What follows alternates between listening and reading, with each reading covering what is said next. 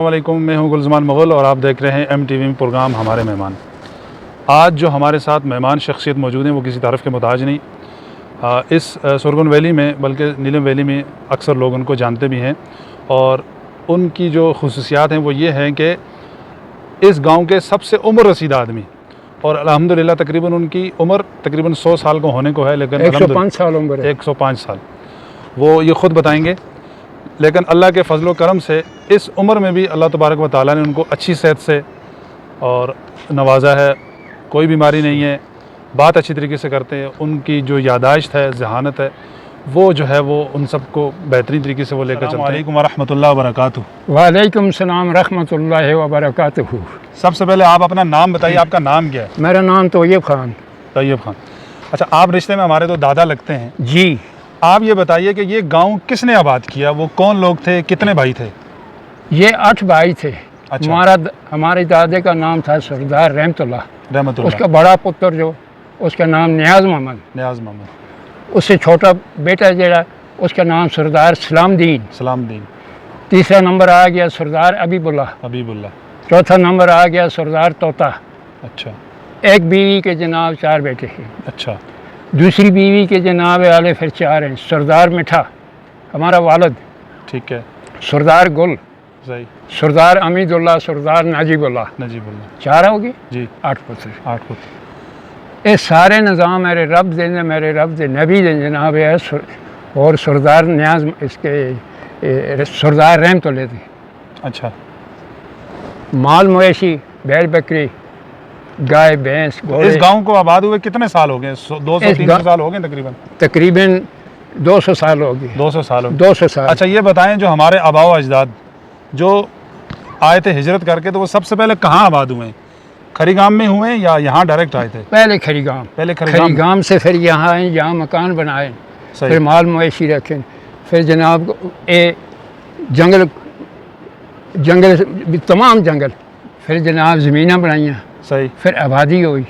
आबादी तो बाद जनाब फिर उनके खानगी तकसीमें हुई जनाब वाले। अच्छा। अपने बेटे के सरदार रहमतुल्लाह, ये ज़मीन, ये घास, ये आपके। अच्छा। ये मेरे बेटे आपके। अच्छा, जब इनकलाब हुआ, पाकिस्तान आज़ाद हुआ, यहाँ से डोगरा राज ख़त्म हुआ, तो उस वक़्त आपकी उम्र कितनी थी?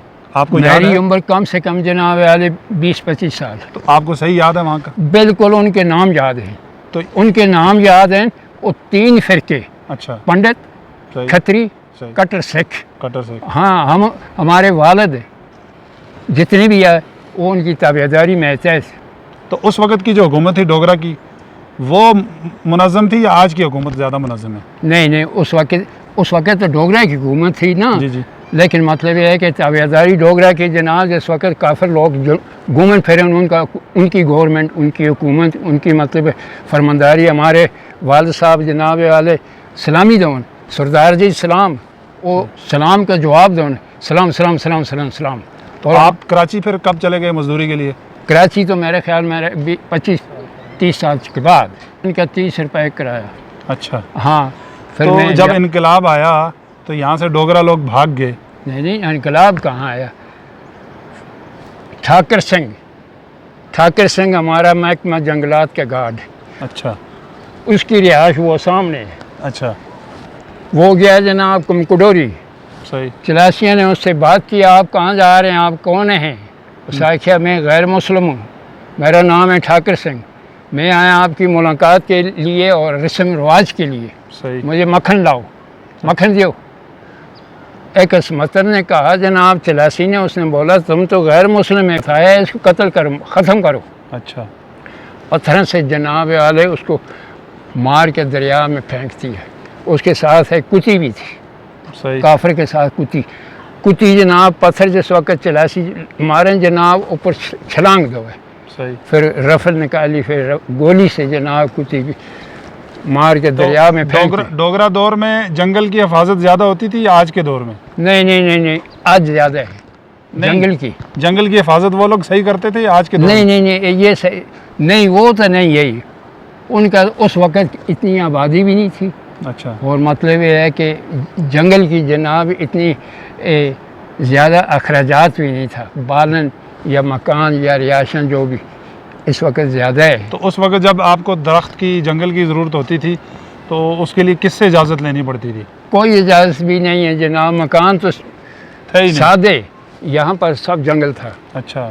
सब काई दियार है, काटो मकान बनाओ। फिर जब इनकलाब आ गया, यहाँ से वो भाग गए, तो उसके बाद फिर आप लोग कराची की तरफ गए मजदूरी? उसके बाद गए, 30 साल मेरी उम्र थी, मेरे ख्याल 30 रुपये किराया था कराची का। यहाँ से कराची का? ना, इन्हीं से कराची का स्टेशन था। अच्छा। 30 रुपये किराया रेलवे गाड़ी का। तो यहाँ से मुजफ्फराबाद तक तो रोड नहीं थी उस वक्त? धनी तक जीप की मतलब सर्विस थी। सर्विस थी? धनी थी, धनी तक। तो आप जब कराची गए तो सबसे पहले आपने कौन सी मजदूरी की? मजदूरी जनाब वाले चौकीदारी। चौकीदारी की? चौकीदारी 60 रुपये माहवार। तो कितना अरसा वहाँ रहे कराची में आप? मेरे ख्याल 5-6-7 साल के बाद जनाब वाले फिर 120 रुपया तनख्वाह होगी। 120 रुपये? 1 रुपये। फिर आप शादी उसके बाद की थी? उसके बाद फिर मेरा भाई गया, उस अल्लाह जन्नत नसीब अता फरमाओ, अब्दुर्रहमान, उसने कहा आपकी मंगेतर होगी है, आप घर वापस तशरीफ़ ले आओ, आपकी शादी होगी। सही। फिर उसके बाद मेरा भाई गया जनाब, उसकी मैं पहचान नहीं कर सकी। अच्छा। मैं सोया हुआ जनाब, ठेकेदार ने कहा आपके मेहमान आए हुए हैं बाहर खड़े, जाओ उनसे मुलाकात करो। बाहर गया जनाब, 2 बंदे खड़े हैं, एक मेरा भाई अब्दुर्रहमान, एक गुलाब जनाब वाले याकूब का जमाई। अच्छा। मैं ऐसा देख रहा था जनाब वाले ये कौन है। सही। देखे फिर रोड पे गया, गेट से बाहर गया, रोड पे, मेन रोड पे, फिर पहचान होगी। फिर उनको मैं ले गया जनाब होटल पे, तो उनको चाय पिलाई। चाय पिला के फिर उनकी हजामत कराई। हजामत के बाद फिर वापस घर लेके आया। तो आपके माशाल्लाह बच्चे, फिर पोते, फिर पड़पोते हो चुके हैं। हाँ हाँ। तो सबके नाम याद रहते हैं आपको? सबके नाम याद है। तो इस उम्र में भी अल्लाह ताला ने आपको इतनी सेहत से नवाजा है। आजकल का जो नौजवान है वो 30-40 साल के बाद बूढ़ा हो जाता है। बूढ़ा हो जाता है। आप ऐसी क्या खुराक खाते हैं कि जिसमें अल्लाह ताला ने अभी भी आपको सेहतमंद रखा हुआ है? मेरे भाई मैं खुराक खाता हूँ जनाब, चाय के साथ खाना। अच्छा। मूंगी दाल के साथ खाना। सही। और यहाँ तो कोई चीज़ फराम नहीं है। जवानी में तो देसी घी खूब खाया है ना आपने? जवानी में तो खाया, घूम फिर का भी खाया, घर का भी खाया, लेकिन अभी तो नहीं, अब तो सब चीज़ सकेल है। समझिए, इस वक्त भी मैं घास भी काटता हूँ माशाल्लाह, बांधता भी हूँ गड्डी, बल्कि अपने बेटियाँ, अपने पोतियों से, अपने मोहल्ले वाले से ज़्यादा जीर के ज़्यादा। जवानी की कोई यादें आपको आती होंगी? शादी ब्याह में आजकल का नौजवान जैसे डांस करता है, वो मेरे आप भाई भी करते थे? जवानी की शादी वो याद दिलानी है। मैं कराची से वापस आया तो मुझे शादी थी, उसमें बुलाया सरदार खान जमान ने, सरदार मामजान मेरे भाई ने बुलाया, बोला मेरा भाई आ गया शादी में, आ गए कालू मियाँ वगैरह जनाब अमला। उन्होंने कहा बुलाओ उसको बुलाओ, मुलाकात कर रहा हूँ, अब्दुर्रहमान का भाई है, उसको बुलाओ। बुलाया, पूछने लगे आप कितने अरसे के बाद आए, आप क्या काम कर रहे हैं वहाँ, क्या आपके मतलब वहाँ माशी निज़ाम है? सही। बात नहीं आवे। अच्छा। उर्दू सिंधी। अच्छा। उर्दू और सिंधी। एक आध धोखा बात इनको मैंने उनको बताया, मैं चौकीदार हूँ मेमना के पास, फाटे की चौकीदारी कर रहा हूँ। मेमन सेठ थे? हाँ, मेमन चौकीदार, मेमन वो सेठ। तो ऐसा नहीं था कि आप वहीं सेटल हो जाते, बच्चे भी वहीं से हो जाते? आप वापस क्यों आए आप? बस वापस आ गए, शादी किया। शादी तो बाद फिर जनाब वाले कुछ अरसे के बाद, पता नहीं 1-2 साल, ये मकान बनाया जनाब यहाँ पर। ये जो मकान बन रहे हैं ना, जी। यहाँ मकान बनाया। तो मकान तो आपके कितने बच्चे हैं? किसके? मेरे? जी, मेरे बच्चे जनाब वाले 3 हैं माशाल्लाह। हाँ। फिर उनके अब्दुर्रहमान, फिरोज खान, जी, मुश्ताक, फारूक, बिल्कुल 5 बच्चे हैं। जी। 3 बच्चे, 8। 5 बच्चे, 3 बच्चे के वालिद में एक हूँ। 8 बच्चे। आजकल के नौजवानों को कुछ नसीहत तो फरमाएं।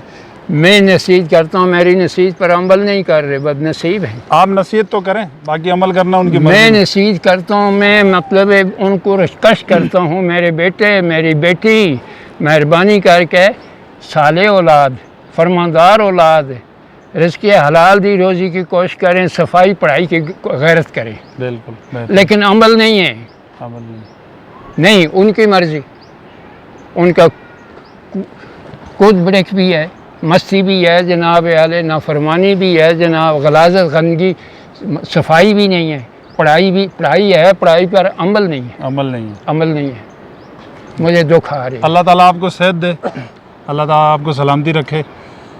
बस आपकी यहाँ दुआ तो अल्लाह की हिदायत कि आखिर का सईदा नसीब अता फरमाए। जी नाज़रीन, आपने हमारे मेहमान का इंटरव्यू सुना। माशाल्लाह इस उम्र में भी तकरीबन 100 साल उम्र है। बस इस उम्र में मैं घास भी काटते हैं, घास काटता हूँ, बांधता हूँ, सारा निज़ाम ये मक्की का काम जितना भी है, ताल गोडी पानी वगैरह सब ये मेरा जो खेती बाड़ी का काम होता है अल्हम्दुलिल्लाह सब है। करते हैं। और मेरे ख्याल से इनकी सेहत का राज भी यही है।